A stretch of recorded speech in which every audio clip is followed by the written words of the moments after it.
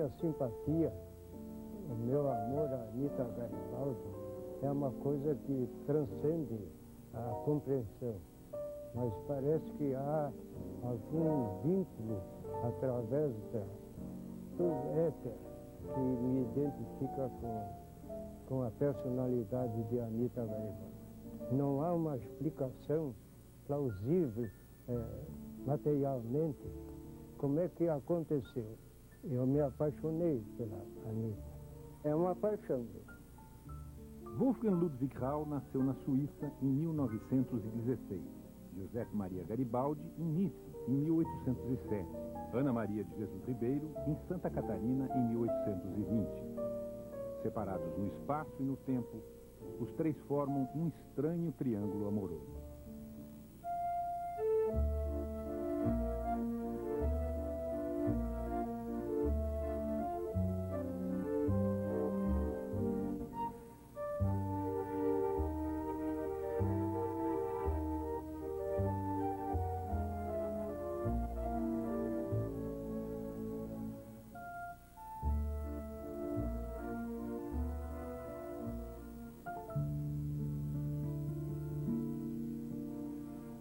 O imigrante Rau começou a se interessar pela Anita ainda jovem, logo depois de chegar ao Brasil.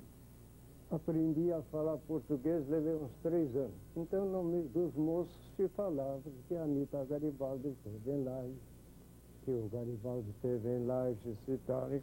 E encontrei, então, a Anita Garibaldi, pouco lembrada no Brasil, e com livros cheios de contradições. Como é que você se apaixonou pela Anita? Em primeiro lugar, achei bonito. Bonito. Todas as minhas mulheres preferidas na minha vida, que não fui nenhum santo, tinham um tipo da Anita Garibaldi, os ossos assim salientes e coisas. O apaixonado Rau mergulhou no passado e seguiu os passos de Anita em busca de informações e objetos que pertenceram a ela. Onde ela esteve em vida, eu andei. Estive aqui, inicialmente no tratamento, começa sempre por Laguna. Depois, 2 vezes, estive no Uruguai, estive na Argentina também, mas lá ela não esteve. E depois fui à Itália. Estive tocando a cama dela, onde ela morreu. É uma peça igual a essa que está aqui embaixo. Só um pouco. A cama que existe aí, os italianos conservam com um carinho todo especial. O resultado de 40 anos de pesquisas, conversas, viagens e doações, Rau transformou num verdadeiro museu na casa onde morava com a mulher. Com a separação dele, tudo veio parar neste espaço com pouco mais de 50 metros quadrados. Esse material aqui estava distribuído organizadamente em 5 salas. E minha casa era enorme, aqui, ela está aqui do lado, e ocupava 5 salas com o Museu Garibaldino. Essa paixão deixou marcas profundas na vida de Rau e fez dele o maior conhecedor da história de Anita Garibaldi. Ele reuniu mais de 1000 livros, quadros e tudo que está relacionado à vida de Anita. Qual é o tesouro maior de toda essa coleção sua? É um pedaço do piso do quarto onde ela morreu.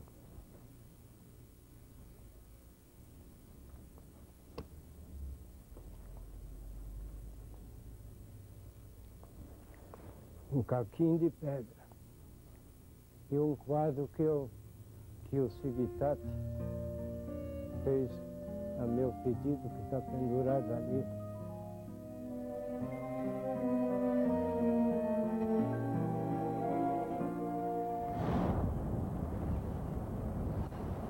O primeiro a se apaixonar por Anita foi Garibaldi, semanas depois de ter conquistado Laguna, no litoral catarinense, junto com os republicanos. Ele ainda estava abalado pela morte de seus companheiros num naufrágio e sentia muita solidão.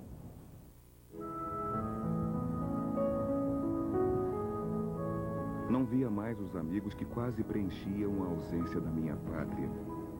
Precisava muito de alguém que me amasse e logo, Com a ajuda da luneta que tinha habitualmente à mão, olhei ao acaso para as casas da Barra e descobri uma jovem. Era Anita, a mãe dos meus filhos, a companheira da minha vida nos bons e nos maus momentos. Olhamo-nos reciprocamente como duas pessoas que não estão se vendo pela primeira vez. Quando entra na casa, a primeira pessoa que vê é a Anita Garibaldi, que justamente é a quem procurava, Ana Maria de Jesus.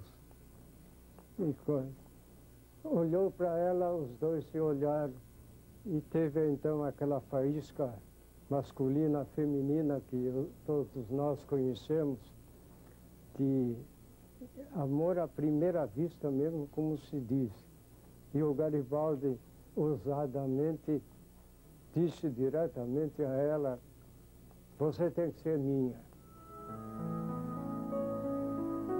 O senhor já teve uma paixão desse tipo? Mais de uma. Mais de uma? Mais de uma. Fulminante, assim? Fulminante.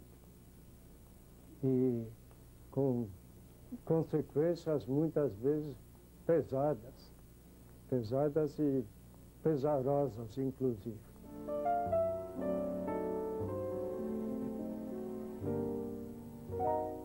Quando bate a paixão, não tem nada que segure.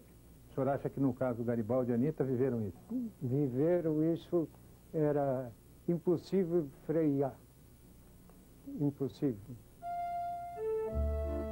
O encontro com Garibaldi mudou a vida de Anita e ela resolveu partir com ele. Ela resolveu embarcar no barco quando o Garibaldi foi encarregado pelo Canabar para uma viagem de curso, e a Anita resolveu abandonar a família e passou então uma lua de mel a bordo desse navio em direção a São Paulo, onde eles foram até Cananéias, mais ou menos.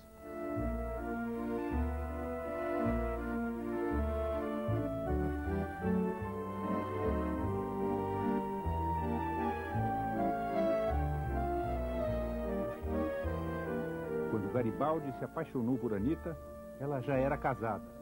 O primeiro casamento foi aos 14 anos.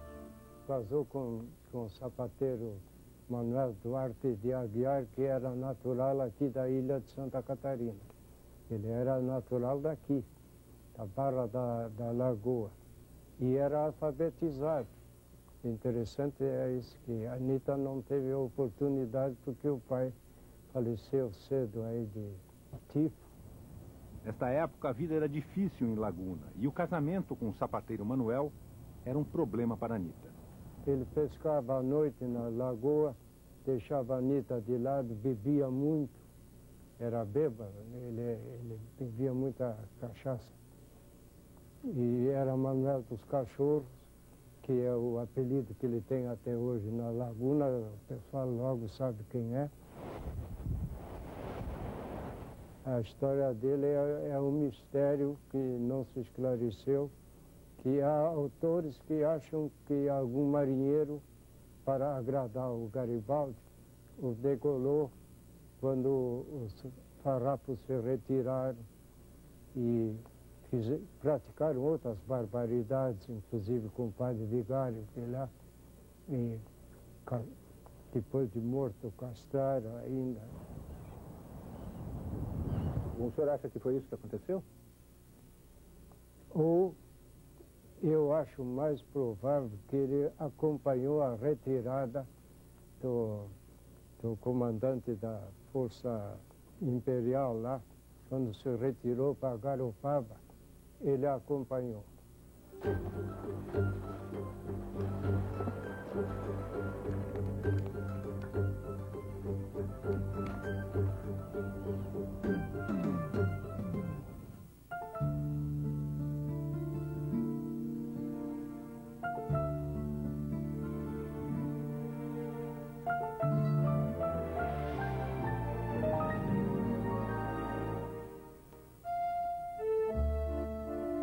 Antes de conhecer Anita, Garibaldi teve muitas paixões. A primeira namorada em Nice cansou de esperar pelo aventureiro e casou com outro. Garibaldi voltou ao mar e numa das viagens encontrou um compatriota que falou sobre um movimento que pretendia unificar a Itália e transformá-la numa república. Era a jovem Itália, criada por Giuseppe Mazzini, e para fazer parte dela, Garibaldi se alistou na Real Marinha Piemontesa, onde sua ficha era a seguinte: Giuseppe Maria Garibaldi, marinheiro de terceira classe. Nome de guerra Cleombroto. Nascido, Nice, 4 de julho de 1807. Altura 1,66 m. Cor boa, cabelos louros. Não há uma descrição tão precisa de Anita. Seu único retrato fiel é esta miniatura, feita pelo pintor italiano Gallino, quando ela vivia no Uruguai. Um antigo morador de Laguna que a conheceu, descreveu a grande paixão de Garibaldi e de Raul desse modo. Uma mulher alta, meio corpulenta, busto grande, olhos pretos ovais, cabelos pretos e abundantes e rosto ligeiramente sardento. Em junho de 1849, Garibaldi apresentou Anita aos oficiais de seu Estado-Maior, em Roma. Um deles escreveu em seu diário: O general me apresentou no Palácio Corsini. Ela era uma mulher de cerca de 28 anos, de pele muito escura, traços interessantes e delicada constituição física. Ao primeiro olhar, porém, se reconhecia nela a amazona. À ceia, para a qual me convidara o general, me foi possível observar todo o carinho e a atenção que ele dispensa à esposa. Se Garibaldi não tivesse desertado da Marinha Piemontesa em 1834, na cidade italiana de Gênova, para participar de uma rebelião, talvez não tivesse conhecido Anita. A revolta fracassou e ele fugiu, depois de ser condenado à morte pelo rei Carlos Alberto. Para o rei do Piemonte, ele não passava de um subversivo a ponto de ser condenado in absentia à morte. E teve que fugir e conseguiu. Garibaldi foi para o Marrocos e depois acabou vindo para o Brasil, onde se juntou aos exilados italianos no Rio de Janeiro.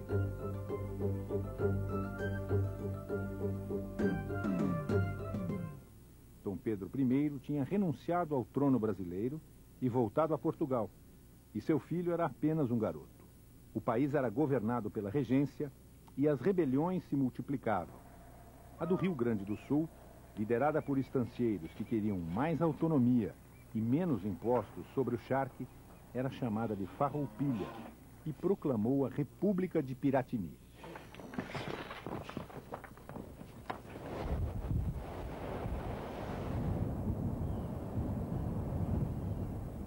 Foi sob essa bandeira que Garibaldi deixou o Rio para se tornar um corsário, atacando barcos ao longo da costa brasileira. Chegou até o Uruguai e ali foi ferido, preso e torturado. Logo depois, Garibaldi reencontra os farroupilhas ou farrapos no interior do Rio Grande do Sul. A primeira grande missão dele foi atacar Laguna com 2 pequenos barcos. Missão quase impossível. Fui posto sob as ordens do general Canabarro. Todavia existia uma dificuldade. Não podíamos sair da lagoa uma vez que a sua foz achava-se sob a vigilância das forças imperiais. Propus a construção de 2 carretas, grandes o suficiente para que se colocasse um lanchão. A trelagem de bois e de cavalos na quantidade necessária para puxá-las. À margem do lago Tramandaí, os lanchões foram repostos na água da mesma maneira como haviam sido embarcados.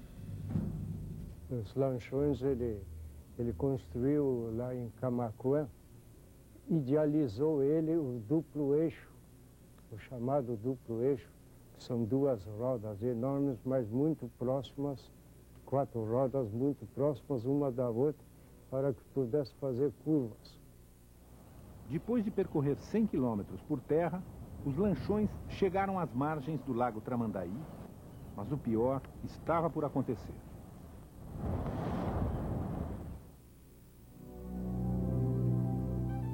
No dia seguinte, às 3 horas da tarde, naufragamos na embocadura do rio Uruçanga. Dos 30 homens da tripulação, 16 morreram afogados. Garibaldi e os sobreviventes juntaram-se às tropas farroupilhas e com o Seival, o barco que restara, surpreenderam os imperiais em Laguna. No dia 20 de julho de 1839, os farrapos entraram na cidade sob o aplauso do povo. A lua de mel de Garibaldi e Anita foi tumultuada em meio a batalhas. Mas foi aí que ele começou a conhecer a coragem daquela mulher. O Garibaldi é surpreendido pela coragem inesperada da mulher Anita, que ele tratou de Anita carinhosamente. Mas ele surpreendeu-se quando ela assumiu o comando no barco, que ele tinha ido ao morro e colocou alguns canhões em cima do morro para atirar numa andorinha.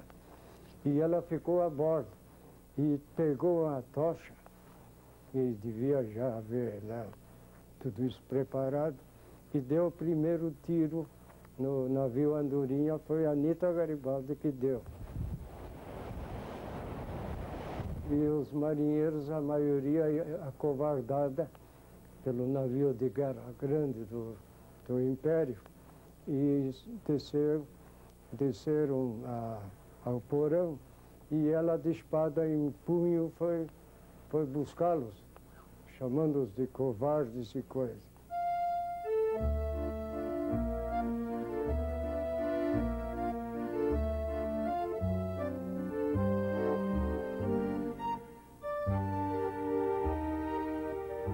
Embora fosse uma mocinha normal de Laguna, Anita se interessava por política. O tio dela, na cidade de Lages, era republicano e, por isso, teve sua casa incendiada pelos soldados do Império. Para o governo brasileiro, reprimir as rebeliões era questão de vida e morte. E para expulsar os farrapos de Santa Catarina, onde eles já tinham proclamado a República Juliana, uma grande frota imperial entrou em ação no dia 15 de novembro de 1839. Foi na Barra da Laguna onde o Garibaldi estacionou os 6 barcos. Ele tinha 6 barcos e os colocou à margem do canal, que era tortuoso, não é como hoje, que é uma entrada reta, esperando o inglês, o Mariatte, que vinha de Imbituba com 19 embarcações. E o Mariatte, homem muito corajoso também, ele mandou entrar 2 barcos menores primeiro, e depois ele, encostado no mastro, assim exposto a curta distância, ele entrou no porto lá e não foi acertado. Em suas memórias, Garibaldi descreve a participação de Anita nessa batalha. O inimigo aproximava-se de nossas posições. Em vista disso, apressei-me a alcançar o posto que me cabia, onde a minha corajosa Anita já começara a canhonada. Ela mesma apontava e disparava a arma que se encarregara de dirigir e exortava com palavras os nossos homens temerosos. Em meio àquele combate, experimentei uma das mais vivas e cruéis emoções da minha vida. Um petardo de canhão a derrubou, juntamente com 2 dos nossos combatentes. Saltei sobre o seu posto, tomado pelo temor de nada mais encontrar além de um cadáver. Ela, porém, reergueu-se sã e salva. Os outros 2 estavam mortos. Anita aqui se revelou pela segunda vez corajosa mulher, surpreendendo o marido, que dizia para ela ficar embaixo num navio, num barco deles aqui, e ela não ficou, e acabou atravessando 12 vezes o canal. Dos comandantes do Garibaldi, que eram 5 mais ele, só ele sobreviveu. Os outros receberam tiro a queima-roupa. Um dos comandantes dele, o Crix, ele teve o peito furado com a bala de canhão, que o Garibaldi, nas memórias dele, escreve que deu para passar o braço dentro da ferida, de lado a lado. Nesse momento da batalha, o comandante Mariatti, das Forças Imperiais, estava tomando conta da lagoa. Mariatti conseguiu entrar com a imensa maioria das embarcações, então o Canavaro já estava se preparando seriamente para a retirada e queria que o Garibaldi queimasse os barcos para não caírem na mão dos imperiais. E o Garibaldi realmente, alguns ele incendiou. Inclusive o Seival, mas o Seival não queimou direito. E anos depois ainda viajava, até 1911, como barco de comércio. Tempo depois abandonado, primeiro no Porto, depois no Magalhães, onde apodreceu, em parte onde nasceu a figueira, que está plantada na praça da Igreja Matriz da Laguna. Para muita gente, a figueira que continua de pé na Praça de Laguna é uma prova de que Anita nasceu mesmo na cidade. Depois de ter desenhado toda a árvore genealógica da família e de ter encontrado em Montevidéu as atas antinupciais do casamento dela, onde Garibaldi registrou o local de nascimento da mulher, Raul não tem nenhuma dúvida.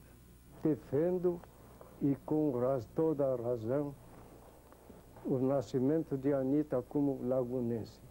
Porque se ela fosse natural de Lages ou de Camboriú, ou de qualquer lugar, o Garibaldi declarava. Ele não tinha interesse nenhum em negar. E não é possível que ele, que já vivia 2 anos, já tinha filho com a Anita, não soubesse de onde é que ela era. E ela mesma se declarava como lagunense. Mas no Museu de Laguna, os pesquisadores Amádio Vettorelli e Antônio Carlos Marega nunca chegaram a um acordo sobre o local onde Anita nasceu. Eu estou copiando todos os registros da Laguna, os mais antigos, estou copiando, um por um. O endereço é assim, natural dessa vila, claro, natural dessa freguesia. Ora, a freguesia pegava daqui até Araranguá. Você sabia onde é que nasceu? Na sua opinião, onde ela nasceu? Morrinho. Morrinho? Morrinho, mas qual? Tubarão. Tubarão. Tubarão. Na época, Laguna. Na época, Laguna, claro. Essa é uma realidade. Mas você não concorda? Não, eu sou da teoria que ela nasceu no Morrinhos do Mirim. Agora, vocês dois, por exemplo, não vão entrar em acordo sobre onde nasceu? Só o dia que se encontrar o livro do registro de batismo da Anita, não é? Sabe o que é que vai dizer? Então, se disser ali Morrinhos de tal lugar, não. Daí para mim passa a ser.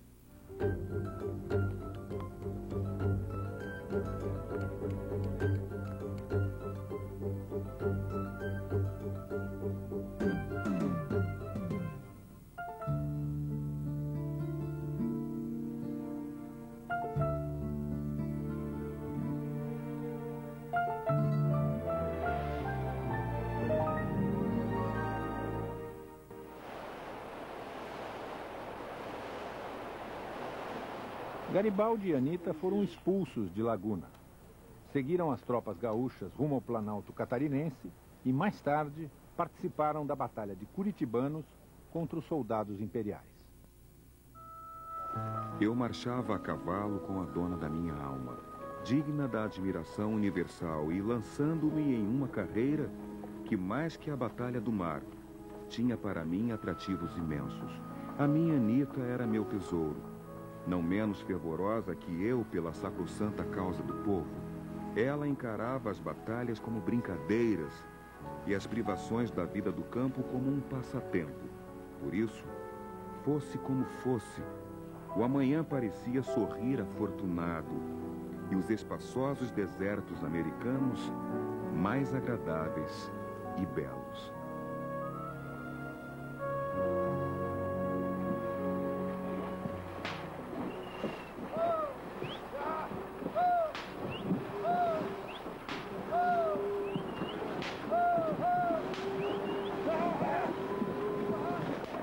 Nesses campos e coxilhas de Santa Catarina, o povo ainda vive como os gaúchos.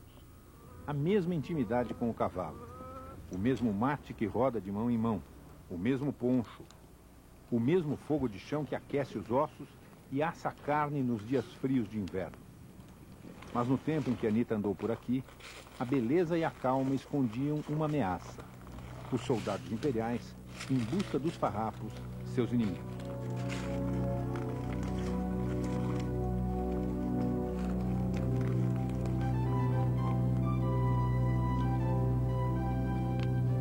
Aqui, essa região, segundo a tradição oral do povo da época, que seguiu de pai para filho, as forças do governo eram numericamente superior, muito maior do que as forças da Farrapo. E eles formaram um pequeno piquete, o qual provocou as forças farrapos a entrar entre duas colunas estrategicamente colocadas ao lado daquelas montanhas lá. E quando as forças farrapos entraram, as duas colunas avançaram e houve o combate. Aqui foram sepultados os farroupilhas e também os republicanos, os legalistas, todos numa vala comum. Segundo alguns historiadores, dos farroupilhas, que eram em torno de 500 pessoas, apenas 73 bateram retirada. Da parte do governo a gente não sabe, não tem uma estatística dizendo quantos morreram. O combate se deu em toda essa região e aqui a Anita foi presa. Esse combate ficou famoso pelas memórias do Garibaldi escritos na Itália, onde ele relata a prisão da Anita e a espetacular fuga dela das forças inimigas aqui dessa região. Anita poderia ter acelerado o passo de seu cavalo e se distanciado rapidamente de seus perseguidores, mas sua alma parecia impermeável ao medo. Só quando os inimigos a rodearam e fugir parecia impossível, é que ela esporeou o cavalo para cair fora. Por um instante pensou que sua agilidade a salvara, mas quando uma bala cortou seu cabelo, e um momento depois, uma segunda bala derrubou seu cavalo, concluiu que era impossível escapar. Rendeu-se e foi levada ao campo inimigo como prisioneira. Ela ficou prisioneira, pediu ao Melo Albuquerque licença para olhar no campo de batalha os cadáveres, tanto de amigos como inimigos, e o Melo Albuquerque concordou, e ela, sem pejo, sem nojo, foi virando durante horas cada cadáver que estava espalhado no terreno para ver se o Garibaldi estava lá, que alguém haviam avisado de que o Garibaldi tinha sido morto. Quando me foi apresentada, estava mal vestida, desgrenhada, bem como com a voz embargada devido à tremenda luta e ao fato de ficar separada de seu marido. Via-se que ela padecia horrivelmente, tendo por tudo conquistado a minha admiração como a de meus comandados, por nunca termos pensado ver uma mulher tão valorosa, tendo nos enchido do maior orgulho porque era uma catarinense, uma compatriota que dava ao mundo tão sublimes provas de valor e intrepidez. O Melo Albuquerque disse, inclusive, mais tarde, em Porto Alegre, que ele era diretor da escola de cadetes, que o maior brilho da fé de ofício da carreira militar dele é ter tido a Anita Garibaldi como prisioneira. Que ele se orgulhou dela, ele simpatizou com ela, tanto é que permitiu que ela procurasse os cadáveres numa área grande e coisa, e conseguiu fugir naquela noite mesmo. Ficou 8 dias no mato, no campo, passando fome. Foi uma fuga espetacular. Foi um dos fatos importantes na vida de Anita Garibaldi. Quantos quilômetros teve essa fuga da Anita? 85 quilômetros entre Curitibanos e Lages. E ela levou, parece, 8 dias e reencontrou o Garibaldi lá perto do Moinho do Paulo, lá no Rio Caveiras, lá um pouco fora da cidade. E ali, então, ela acompanhou a retirada dos farrapos de Lages. Anita estava grávida. O menino chamado Menotti nasceu em setembro de 1840, na vila de São Luís das Mostardas, no Rio Grande do Sul. 12 dias depois do parto, a casa onde ela estava foi atacada. A segunda fuga, como é que aconteceu isso? Ela foi ameaçada à meia-noite pelas tropas do Moringue, que era o Pedro de Abreu, que era um verdadeiro terror dos farrapos. Ele queria surpreender Garibaldi em Mostardas, mas quando chegou, acabou não encontrando, porque o Garibaldi tinha ido comprar umas roupinhas para o nenê em Viamão. Então a Anita, à meia-noite, mais ou menos à meia-noite, foi acordada pela família Costa, que estavam vindo esses soldados contrários. Então ela monta um cavalo em pelo, com o menino no colo, um revólver na mão, e saiu a galope, seminua, sem cuidar da sua saúde, salvando a honra, a sua dignidade, ela própria e o filho. Não era o fim das aventuras para Garibaldi e Anita. Perseguidos pelos imperiais, os farrapos decidiram se retirar pela Picada das Antas.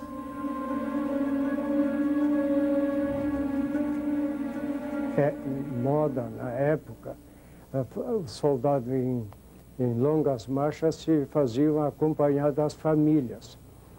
E o Garibaldi, então, junto com Teixeira Nunes, foram subindo o Rio das Antas, que na época era rodeado de Mata Virgem. Então, durante 9 dias, choveu dia e noite. Comida não havia, o pouco que havia para tantos soldados e familiares, os gaúchos chegaram a comer os seus próprios cavalos. E isto para um gaúcho é coisa horrorosa. A retirada durante o inverno pelas escarpas da montanha, e com chuva quase constante, foi a mais incômoda e terrível que eu tinha visto. Os inúmeros riachos transbordaram e muitas bagagens foram levadas pela correnteza. Marchava-se com chuva e sem alimento. Eu portava a nossa pobre criança, com menos de 3 meses, suspensa por um lenço ao meu colo, de um modo que eu podia aquecê-la com a minha respiração. Ela impôs isso, queria fugir em direção a Vacarias para salvar o menino. E teve a sorte de, ao subir a serra, encontrar um posto dos farrapos. 2, 3 soldados estavam lá com a tenda e com comida. Então, assim, ela conseguiu. Os 2 cavalos que carregavam Anita alternadamente e a coragem sublime daquela minha companheira valorosa salvaram o que de mais caro eu tive na vida.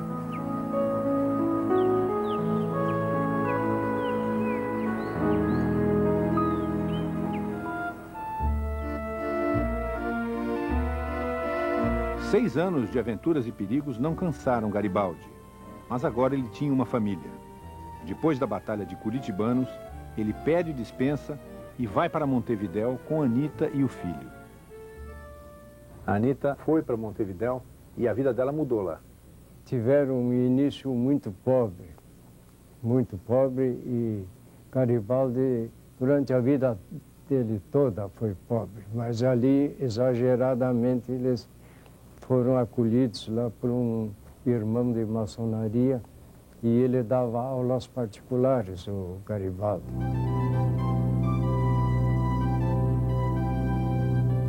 Montevideo estava em luta contra o Uribe e o Rosas, lá de Buenos Aires. Aí eles convidaram e ele passou a ser novamente militar, enquanto a Anita ficava naquela casa que está lá, em Montevideo. Durante a chamada Grande Guerra do Uruguai, a Anita não pôde ter a participação que ela teve aqui na Farroupilha. Nenhuma. Tanto pelos filhos quanto pelo fato de que a guerra lá era organizada, era uma guerra de exércitos. Ela lá foi esposa e mãe de família.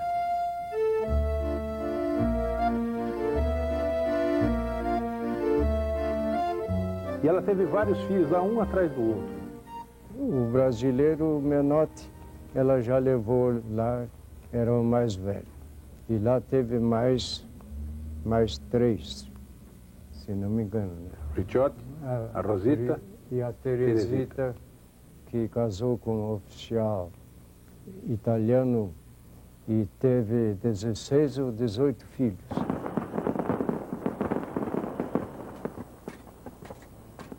Na Montevideo sitiada, Anita teve de comandar uma casa onde faltava até luz durante a noite.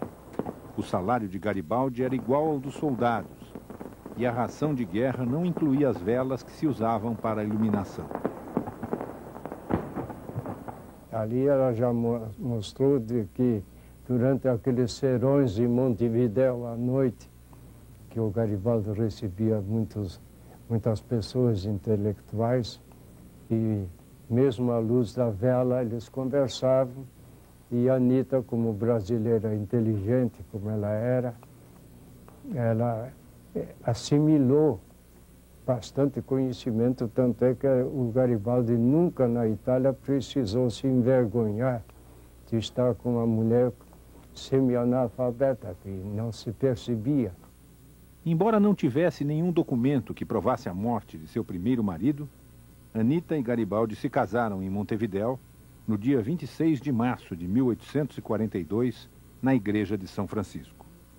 Aquele casamento em Montevideo teve algum tipo de ajuda para que ele acontecesse? Exatamente, e novamente a nossa a maçonaria é que deu o jeito. Porque quando foram perguntar a Anita, quando o padre mandou alguém falar com a Anita se ela queria casar e coisa, tinha ali uma senhora uruguaia fazendo papel de mãe de Anita. E ela, como solteira, disse que sim, que não casaria. Tinha nada que impedisse ela de casar. Não se falou. E por isso acho eu que a maçonaria terá dado jeito nesse livro do registro legítimo de Anita.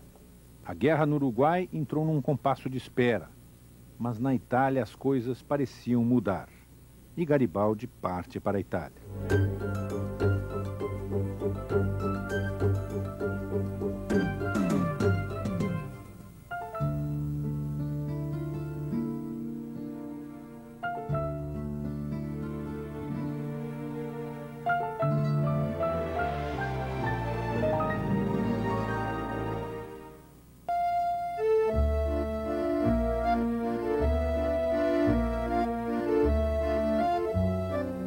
Na Itália, o Papa Pio IX tinha sido eleito e promoveu algumas reformas liberais suficientes para levar o povo a se manifestar em todos os reinos e províncias em que a Itália estava dividida. Mas o marido de Anita ainda era um condenado à morte. A Anita também foi na frente dele para a Itália. Sim, ele enviou a Anita para testar como é que seria recebido ele.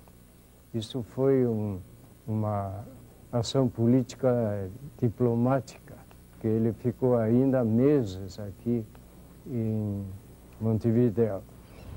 Assim que chega a Gênova, Anita manda uma carta para Montevideo. Tenho o prazer de lhe informar sobre minha feliz chegada a Gênova, depois de uma viagem felicíssima de cerca de 2 meses. Tenho sido festejada pelo povo genovês de modo singular. Mais de 3.000 pessoas vieram debaixo de minha janela gritando: "Viva Garibaldi! Viva a família de Garibaldi!" as coisas caminham muito bem na Itália. Em Nápoles, na Toscana e no Piemonte, foi promulgada a Constituição, e Roma a terá dentro em pouco. Tenho recebido 1000 finezas dos irmãos Antonini, e amanhã parto no vapor para Nice. Ficarei agradecida, no caso de meu marido não ter partido ainda, de pedir-lhe que o faça e dizer-lhe que os últimos acontecimentos da Itália devem fazer com que acelere sua partida. Sua devotada serva, Ana Garibaldi. Anita vai morar com a mãe de Garibaldi em Nice, para onde ele pretendia ir assim que possível. E 3 meses depois, os jornais anunciam a chegada de Giuseppe Garibaldi a Nice, a bordo do barco Esperança.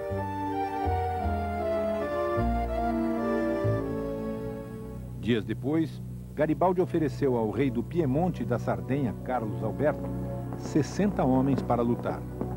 O rei não aceitou e atacou os austríacos. Foi derrotado e desistiu da guerra. Garibaldi continuou lutando como guerrilheiro na fronteira da Suíça. Passou por Nice e partiu para formar o Batalhão Italiano da Morte.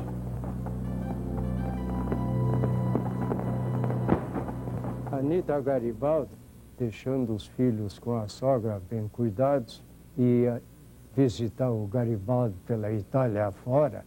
Numa das ocasiões, ele disse aos seus oficiais do Estado-Maior lá que agora temos um soldado a mais. Quando a Anita chegou, ele a recebeu assim. O primeiro-ministro do Papa foi assassinado. Pio IX deixou o Vaticano, a República foi proclamada e os franceses atacaram Roma para restabelecer o poder do Papa. E lá em Roma, Garibaldi recebe mais uma vez a visita de Anita, que escreve uma carta para uma amiga em Nice. Caríssima amiga, escrevo-te para informar-te da minha feliz chegada depois de uma perigosa viagem através dos austríacos que ocupam a Toscana, que atravessei para chegar a Roma. Aqui as coisas vão bem. De dia e de noite nos divertimos com os franceses que perdem o seu tempo. Meu marido vai beníssimo, mas anda muito ocupado.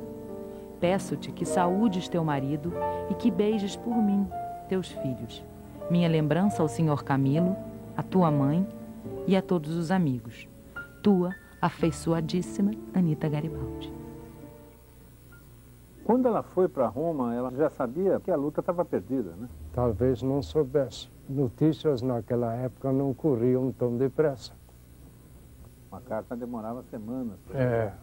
De maneira que eu acredito que ela não soubesse bem da situação em que se encontrava a ocupação de Roma pelo triunvirato. Roma agora está cercada por 60.000 soldados e a Assembleia resolve renunciar à luta. Garibaldi sai da cidade com seus soldados. Entre eles estava Anita. E essa trajetória que eles fizeram foi de quase 550 quilômetros. Foi mais ou menos a metade da Itália. E por terreno sempre muito acidentado, que o Garibaldi sabia aproveitar com muita inteligência e muita habilidade técnica de militar. Anita e Garibaldi se hospedaram neste café em San Marino, enquanto o governo negociava as condições de rendição. Mas Garibaldi não aceitou o acordo proposto e, durante a noite, resolveu ir para Veneza, que ainda lutava contra os austríacos. Mas tinha um problema. Anita estava grávida de seu 5º filho e muito doente, ardia de febre. Durante a viagem, piorou ainda mais e teve de ser carregada. Ao chegar à fazenda Guccioli, não havia mais o que fazer. Ao colocar a minha mulher sobre a cama, me pareceu descobrir em seu rosto a fisionomia da morte. Tomei seu pulso, não batia mais. Diante de mim estava o cadáver daquela que tanto amava, que tinha me acompanhado na maior parte dos perigosos momentos da minha vida. A mãe dos meus filhos, aquela por quem me apaixonei à primeira vista.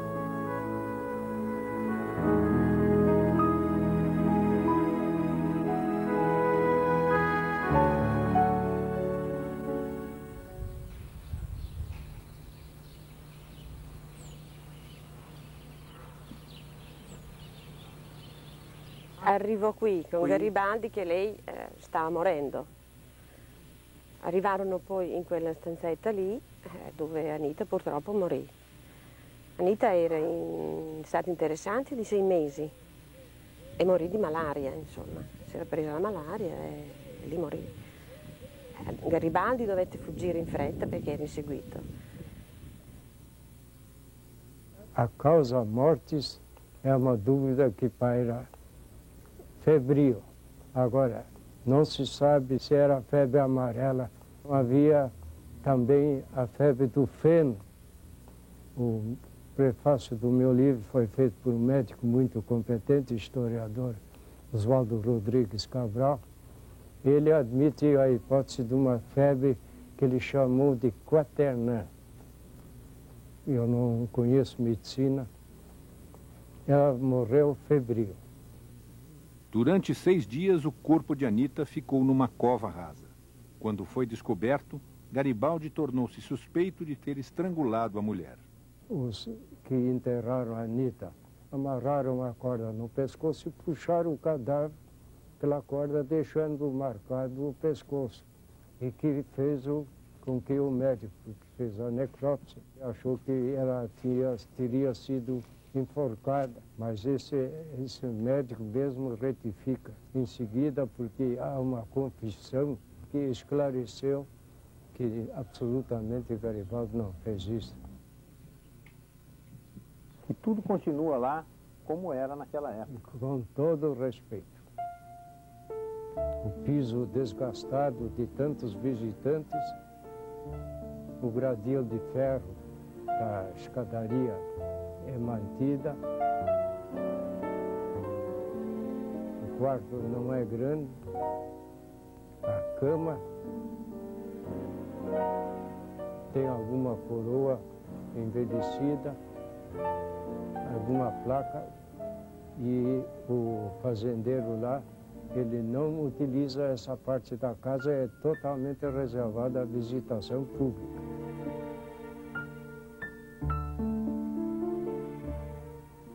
Dez anos depois, recebido como herói, Garibaldi voltou à fazenda Guccioli. Na igreja mais próxima, onde Anita for enterrada pela 2ª vez, o padre Isidoro Giuliani guarda com cuidado documentos da época. Foi ali que Garibaldi rezou diante do caixão de sua amada e determinou que os restos de Anita fossem levados para Nice, sua terra natal. No cemitério da igrejinha, uma lápide de mármore indica o lugar onde os restos dela ficaram por uma década. Para o senhor, quem foi Anita Garibaldi?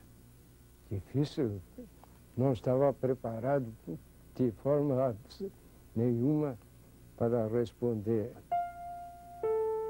Eu achei que ela era uma mulher predestinada a um outro meio em que ela vivia, nascia.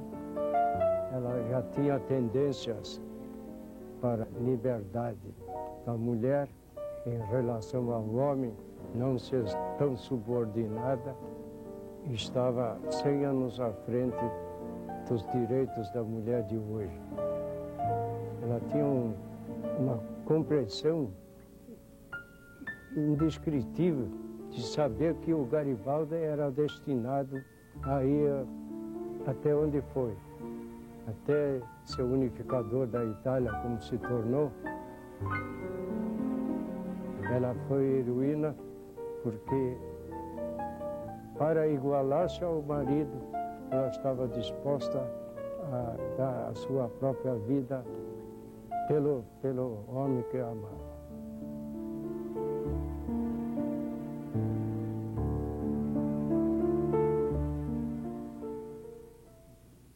O arquiteto Rau passa os dias cercado de lembranças e do que reuniu sobre Anita Garibaldi.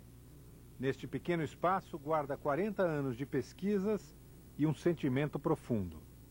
A minha simpatia, o meu amor a Anita Garibaldi é uma coisa que transcende a compreensão.